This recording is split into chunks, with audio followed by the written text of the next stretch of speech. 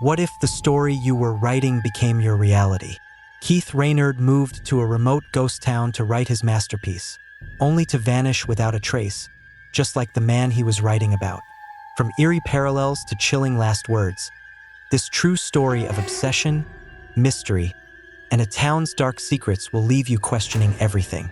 What really happened to Keith Raniere? The truth is more haunting than fiction. On June 15, 1988, a man named Keith Raniere drove down the main road of a small, remote town called Silver Plume, nestled in Colorado's Rocky Mountains. In his car was everything he needed to live for the next 3 months. Silver Plume wasn't the kind of town that drew in visitors.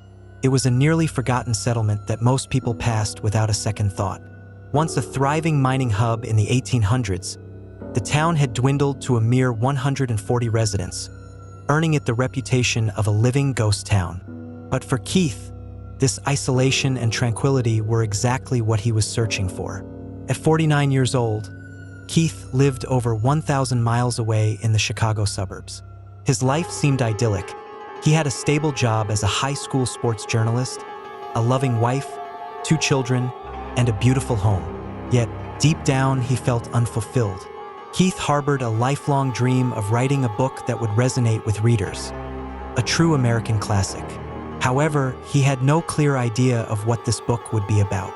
Determined to find inspiration, Keith decided to spend 3 months in the quiet embrace of Silver Plume. Keith's decision didn't come without its challenges.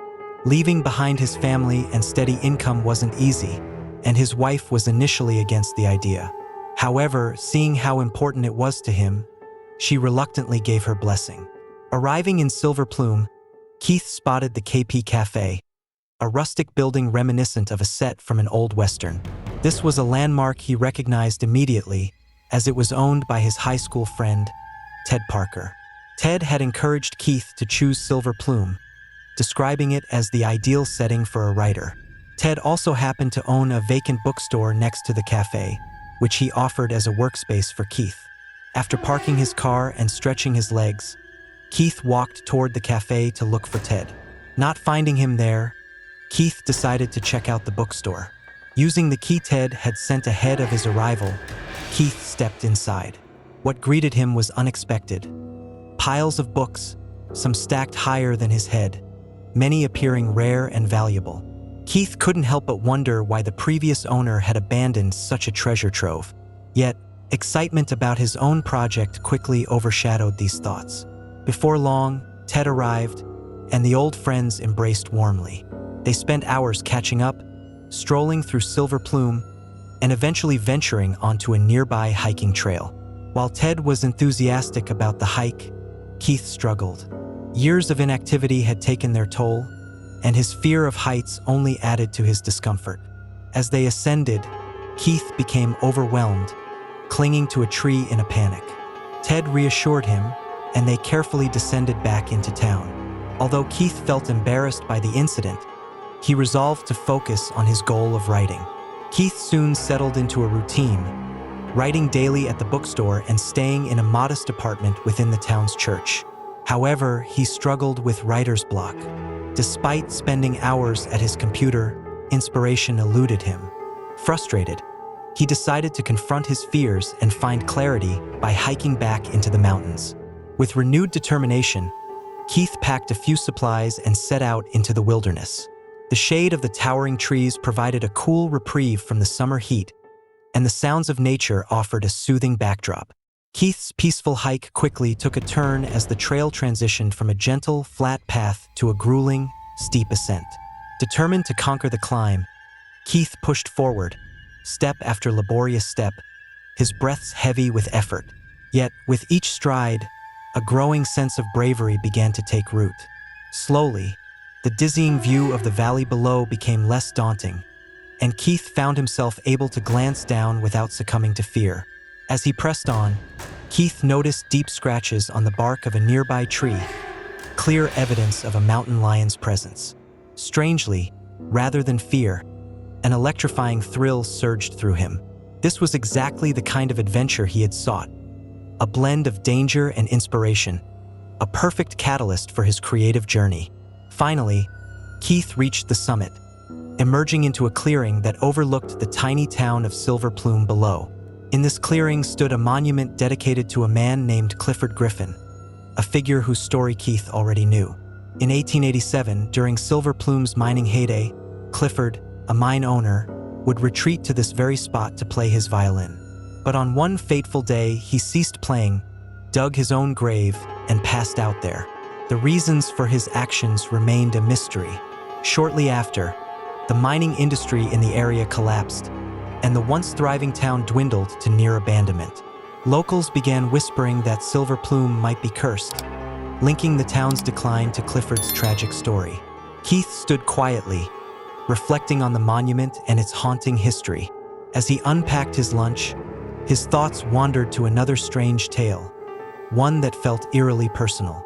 It was the story of Tom Young, the man who had run the bookstore Keith now used as his writing space. What Keith initially heard about Tom's disappearance hadn't been entirely accurate. The prevailing belief was that Tom had left for a grand European vacation and simply never returned. However, as Keith settled into life in Silver Plume and spoke to the locals, he uncovered a different version of events. Tom had indeed talked about traveling to Europe, but in reality, he had ventured into these very mountains, only to vanish without a trace. Tom had come to Silver Plume in the 1970s, leaving behind a teaching job in Denver to start anew. Known for his quirks, he was often seen walking with his loyal black Labrador, Gus, playing fetch with an old doll's head instead of a ball. Then, on September 7, 1987, 9 months before Keith arrived, Tom and Gus went on a hike and never returned. At first, locals assumed Tom had gone on his much-talked-about trip. However, his bookstore remained untouched, his belongings left behind. Investigations revealed no evidence of plane tickets or travel plans. The mystery deepened, and whispers of foul play began to circulate. Standing near Clifford Griffin's monument, Keith couldn't shake the parallels between his life and Tom's. Both men had sought solace in Silver Plume, hoping to reinvent themselves. They had shared the same workspace, been close in age, born just one day apart, and even served in the military during the same era. As these uncanny similarities swirled in Keith's mind, a sudden revelation struck him. This was his story. His novel wouldn't just be inspired by Tom, it would center on him. Keith rushed back to town, exhilarated by the clarity of his new purpose. The rest of July passed in a blur of writing. Day and night, Keith poured his soul into crafting the story of Tom Young, channeling his creativity like never before. But just as Keith immersed himself in his work, a shocking discovery would shake the small town of Silver Plume. Two hunters, exploring the same mountain trail where Keith had found his inspiration, stumbled upon an unsettling scene. They veered off the path, searching for a clearing, when they noticed a bright white object at the base of a tree. Upon closer inspection, they realized it was a partially exposed skeleton. Beneath a green tarp lay human and canine remains, Tom Young and Gus. Both skulls bore large holes, and a rusted fire weapon lay a few feet away. The hunters hurried back to town to report their find to the authorities. When the sheriff investigated, he determined that Tom had purchased the fire weapon shortly before his disappearance, concluding it was a tragic case of self-life-taking. However, locals weren't convinced. Tom had adored Gus, treating him like family. Why would he harm his beloved dog? Moreover, in the days before his disappearance, Tom had been seen stocking up on groceries and eagerly discussing his supposed vacation plans. Another troubling detail was the green tarp. It appeared to have once completely covered the bodies but had been disturbed by natural forces over time. This, along with the fire weapon being found several feet away, led many to suspect foul play. Rumors began circulating about a secret nuclear facility near Silver Plume that was allegedly dumping radioactive waste into abandoned mineshafts. Some speculated that Tom, with his military background, had uncovered the operation and been silenced for it. Keith was devastated by the news. Though he had never met Tom, their connection felt deeply personal. Keith's novel had become his way of understanding the man whose life mirrored his own in so many ways.